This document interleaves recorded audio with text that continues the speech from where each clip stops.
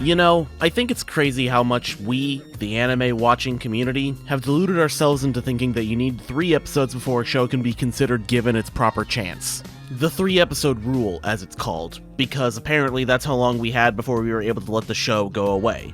Part of me thinks this started because of fan translations, basically releasing the subs for an episode whenever they wanted to a niche group of torrenters, or they batched it up and you basically had to commit to a 5-hour download and get your viewings worth. Maybe I'm just an asshole. Honestly, it could be a combination of all of these things, but increasingly as years go by, I find myself looking at just the first episode of a show before making a judgment call, because I've noticed that a lot of shows have great first episodes, or at least do something interesting.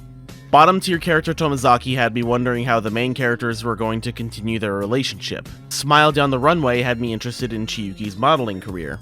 My Dress Up Darling was literally one of my fields of interest in the convention scene. But so many other times did I watch something and just say, no, not interested, and move on. But sometimes, one episode says everything it needs to about a show and gets you wanting to watch further, wanting to see where things go, good or bad. It speaks something to you specifically, and while you can't put a pin on it yet, well, that's what I do here on the channel. I figure out why I do the things I do. Why I am the way that I am.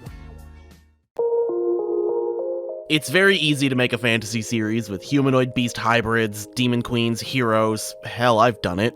The major part that gets most people is that it's extremely easy to just make the show about the dedicated human race that somehow hasn't met a single black person. Ever. It would also be extremely easy to just show how one special human would make peace with others through nothing but his wit and charm and land a few bitches along the way, but save his virginity for the one girl who has next to no personality but has a cute design so she gets to win the proverbial harem war. I'm not salty. But I like that there's more series out there, especially now, that choose to make the classical antagonists of a fantasy story the main focus. It's not necessarily new, by any means, but I do think it's novel considering what usually the case is in fantasy series from the nowadays. Granted, they're usually isekai stories, so they don't have any rights. I think people underestimate how easy it is to just say no to a title. They say not to judge a book by its cover, and sure, that's sound advice when you're talking about people, but a book is literally meant to be judged by its cover. That's the point. I mean, back when box art was itself an art form, we got shit like Phalanx in the US. What the fuck is this? Titles for shows can be super weird and make you want to know more, or they'll make you turn around. Like, who the fuck is going to want to watch a show called I Couldn't Become a Hero, so I reluctantly decided to get a job? This is a modern fantasy series about demon girl titties. There being a lot of light novels and anime and manga with these weirdly long descriptive titles, them becoming the norm in fact, and would easily have you thinking that a series titled, in full, I'm quitting heroing, next gig is at the Demon Queen's castle, would be a little bit on the fucking weird side. What are we gonna have, a bunch of stupid, ecchi rom-com stuff with some poorly drawn action thrown in the mix? Well, we get the poorly drawn action, but we also get basically none of the downsides from an anime that could easily just be the next Einryer and Ragnarok series. What the fuck was that show called? I'm a bit fucked in the head right now, guys. Bear with me.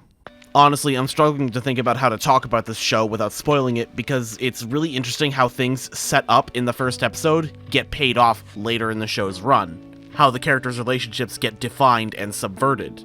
Much as I hate to say it, I feel like this is a show that subverts expectations in ways that are just large enough that it's going to make an impact. It's sad I barely see anyone talk about it. In just the first episode, we have so many interesting things to talk about. The definitive destroyed buildings and encouraging words from one character to another, followed by footsteps in the freezing mountains with the weathered cloak on this character's body. It's not masterful storytelling, but I'm damn sure that you don't find someone doing that kind of shit in just the writer's room. 2 destroyed battlefields, I don't know, there's something nice about that. And sure, it feels serious now, but it's immediately destroyed by the hero comedically getting incinerated by the Demon Queen, who is really fucking cute.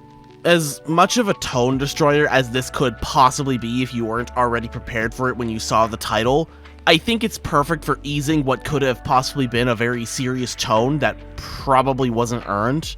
I feel like the writers were hyper aware of what they were adapting and kept the lighthearted tone going from here to the end of the episode when it comes back to questions that need answering. The way that the hero, Leo, describes how he defeated everyone, his rise to absolute power, and leaving his own band of heroes, it's the generic JRPG fantasy that people commonly think are widely published, but really only exist as a distillation of common tropes, but now related to who are ostensibly the villains of this tale that was just told. It's the idea of setting a story directly after the fallout of the losing team's side, with the main protagonist being the winner of a great war, that really interests me and what I hope interested many others. Throughout the entire episode, there's only 2 questions that are ever being asked, and only one of them stays interesting throughout the entire series. The first one is, how will the Demon Queen react to the hero? Second, how will the hero fix the mess he created? And from episode 1, the entire series is about answering those 2 questions, raising new ones like, why is Leo the way that he is? And what the fuck is even going on? In the best way. There's a twist in episode 6 that really shakes up how you view the series as a whole. And if you know what it is, you know to keep your mouth shut. It changes how the series is written. And I'm not sure if that's a mark of people not knowing the twist before they started writing the series, or it's great storytelling. I can't begin to tell you how happy it makes me to watch this show and just learn more about the characters. I want to see so much more, and I desperately hope I can get more than what we currently have and are going to get. I am so invested. I love all of these characters. I love watching them develop their personal hangups when it comes to their mundane tasks around the Demon Queen's territory. I love the development of the Demon Queen herself, why she's doing the things that she's doing, the way she's doing them. And that's a question asked by not just the characters, but the viewers themselves with how well the previews of the previous war had been. The demon army lost. How do you recover and come back from this? Listen, I'm not sure if you guys understand this, but I don't like binging shows.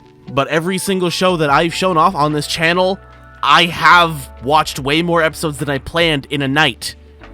This show is no exception. Every main character gets their own episode dedicated to how they are the way they are, how they got there, why they're there in the first place, and developed to become better people and facets of the demon army. It's like if you watched that Demon Lord reincarnation show, but you watched the actual interesting part and not the one that's trying to be funny, but ends up making you cringe into oblivion from how poorly it's written. On top of that, I love how much of the world, however small it seems, however little we see of it, still feels like a lived-in and real place by the time we get to where the anime currently is at time of writing. It feels like the people know where they are. There is no audience surrogate character for people to latch onto because they know next to nothing about their own goddamn world. All the expository dialogue is either in service of a character's actual thought process, or it's being spoken to another character. It's not like I'm one of those people that hates exposition, but I do think it's nice that there isn't just some new guy who knows nothing and has stuff explained to them. The fact that a tightly written, tension-filled, yet somehow interesting show about a bog-standard fantasy world isn't something that just comes along, and especially one that isn't a dedicated isekai series. One that creates a world, creates logic for it, sticks to it, doesn't fill itself with so much petty magic bullshit that it hurts to watch, and you can't feel like you're understanding what the characters are doing or will do in the future. One that gives every important character the time they need to be endeared, not only to you, the viewer, but the main character who isn't lacking in a personality of his own, who has demons to fight in his own head, who has a definitive arc throughout the 12 episodes he's given. You're not going to find a show that's like this just anywhere. You should quit being a hero. Thank you for watching.